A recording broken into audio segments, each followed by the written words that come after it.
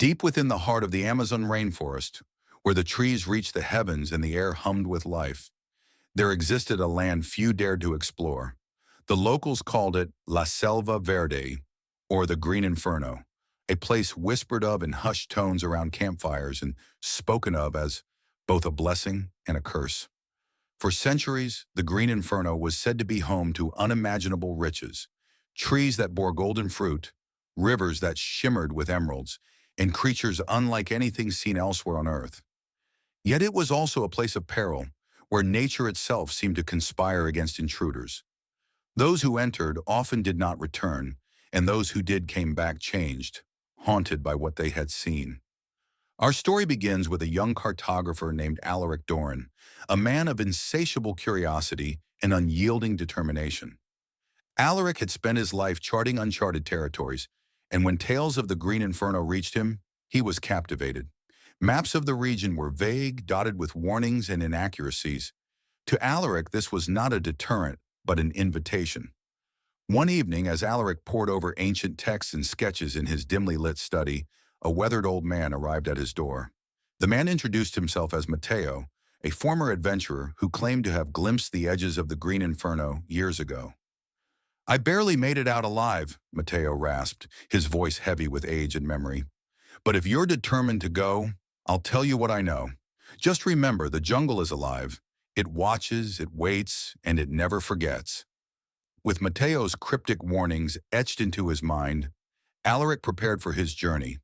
He gathered a team of skilled individuals: Kyla, a fierce botanist with a passion for rare flora; Elias, a resourceful survivalist; and Ronnie, a linguist fluent in the dialects of the Amazon's tribes.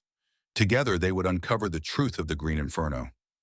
The journey began with a boat ride up a meandering river, its waters dark and mysterious. The jungle's canopy loomed overhead, casting dappled shadows that danced like spirits. Birds of every color flitted among the trees, their calls forming an otherworldly symphony. Yet beneath the beauty lay an undercurrent of unease. As days turned into weeks, the group ventured deeper into the jungle, guided by Matteo's crude map and the whispered advice of local guides. The forest seemed to close in around them, its dense foliage creating a labyrinth.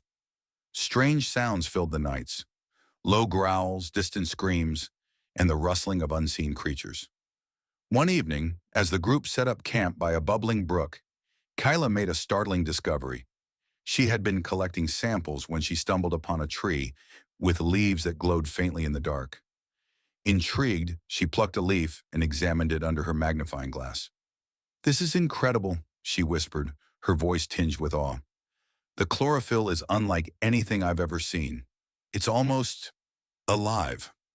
The others gathered around, their curiosity piqued, but as they marveled at the strange plant, a chilling realization dawned upon them. They were not alone. Eyes glinted in the shadows, watching their every move. The next morning, the group awoke to find their camp disturbed. Supplies were scattered, and strange symbols were etched into the dirt. Ronnie recognized them as warnings from a local tribe known as the Iaruna, protectors of the Green Inferno. According to legend, the Iaruna were not merely human, but a hybrid of man and spirit, sworn to guard the jungle's secrets. Determined to press on, Alaric and his team ventured further. Their journey took them to a waterfall that concealed a hidden cave. Inside, they found ancient carvings depicting the history of the Green Inferno. The images told of a sacred tree at the heart of the jungle, its roots entwined with the earth's lifeblood. This tree, known as the Yaxi Khan, was said to grant immense power and wisdom, but at a great cost. As they deciphered the carvings, the cave began to tremble. Rocks tumbled from the ceiling, and a low guttural growl echoed through the cavern. The team barely escaped as the entrance collapsed behind them, leaving them shaken but resolute. The deeper they ventured, the more the jungle seemed to test them. Torrential rains turned the ground to mud, and venomous creatures lurked in every shadow. Elias's survival skills proved invaluable as he crafted shelters, foraged for food, and fended off threats. Yet even he admitted that the jungle's hostility was unlike anything he had encountered. One night, as the group huddled around a fire, Kyla revealed a secret she had kept hidden. She showed them a pendant she had worn since childhood, a relic passed down through her family. It bore the same symbol as the carvings in the cave. My grandmother used to tell me stories about the Green Inferno, Kayla said.